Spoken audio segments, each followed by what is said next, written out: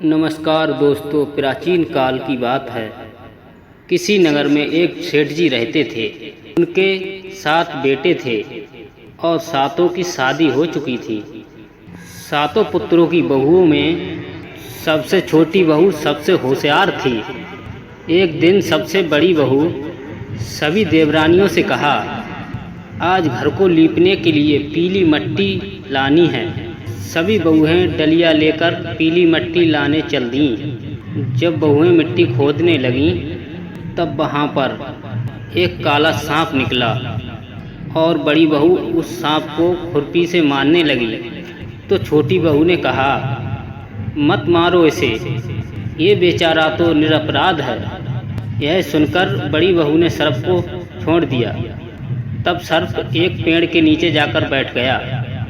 छोटी बहू ने सर्प से कहा, आप यहाँ से जाना मत, मैं अभी आती हूँ। इतना कहकर छोटी बहू घर पर चली गई और घर पहुँचकर और वो अपने कामों में लग गई और सर्प से कहा हुआ वादा भूल गई। अगले दिन जैसे ही ये बात याद आई कि मैं सर्प से वादा किया हुआ भूल गई, तभी तुरंत दूध लेकर वहाँ पहुँच गई। तब उसने देखा सर्प तो उसी पेड़ के नीचे बैठा है। सर्प को तुरंत देखकर वो बोली, भैया मुझे माफ़ कर दो, मैं अपने कार्य में लगकर तुमसे किया हुआ वादा भूल गई। तब सर्प बोला, मुझसे झूठ बोलने के लिए मैं तुझे अभी डस लेता, लेकिन तूने मुझे भैया कहा है, इसीलिए मैं तुझे नहीं डसूंगा और आज से तू मेरी बहन है। तुझे जो भी चाहिए मुझसे मांग ले। छोटी बहू कहने लगी, भैया मेरा कोई नहीं है, मुझे एक भाई मिल गया, मुझे और क्या चाहिए। बस जब भी मैं पुकारूं तुम तुरंत चले आना। कुछ दिनों बाद सावन का महीना आया। सेठ जी की सभी बहुएं अपने अपने मायके जाने लगीं और बड़ी बहू छोटी बहू से बोली, तेरा तो मायके में कोई नहीं है, तू कहाँ जाएगी।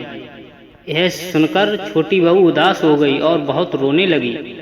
तभी वह सर्प एक मनुष्य का रूप धरकर वहां आ गया और कहने लगा, मेरी बहन को भेज दो, मैं उसे लेने आया हूँ।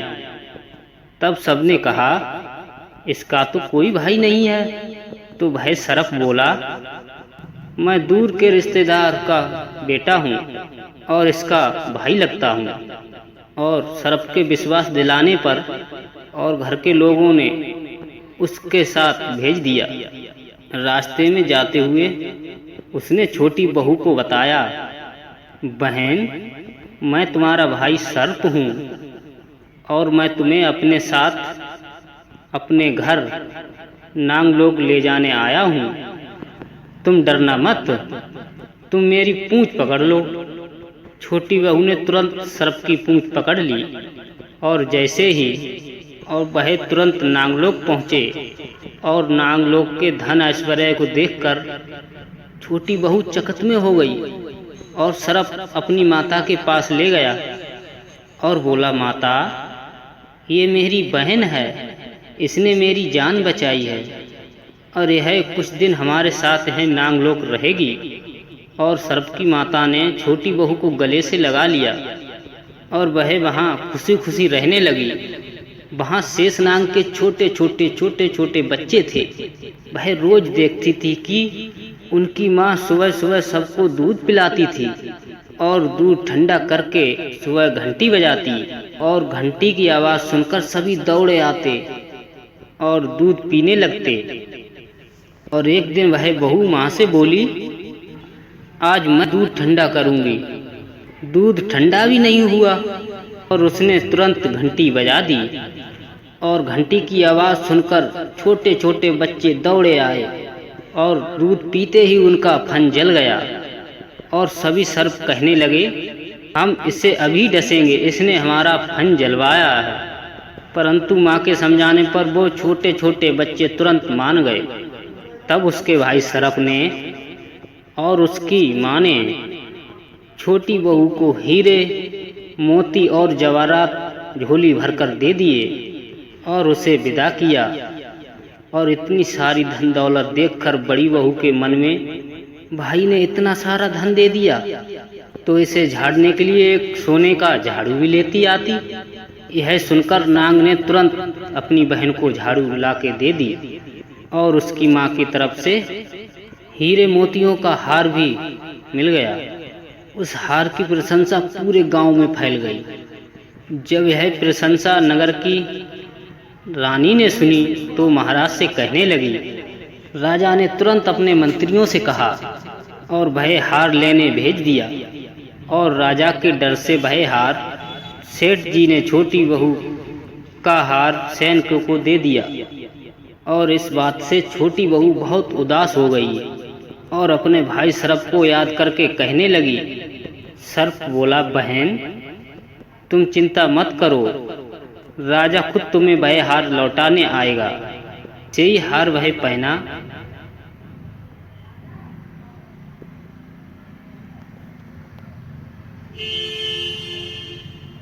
रानी ने जैसे ही हार पहना वो हार तुरंत सर्प बन गया और रानी ने डरकर तुरंत फेंक दिया। यह सब देखकर राजा कहने लगे, छोटी बहू को उपस्थित किया जाए और सेठ जी तुरंत बहू को लेकर महल आ गए। राजा ने छोटी बहू से पूछा, तुमने क्या काला जादू कर दिया है?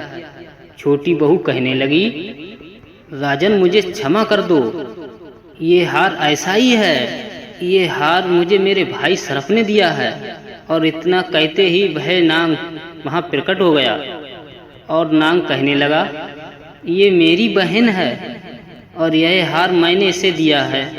और यह सब देखकर सभी लोगों ने नांग देवता को नमस्कार किया, क्योंकि उस दिन पंचमी तिथि थी, इसीलिए उस दिन से नाग पंचमी का त्योहार मनाते हैं।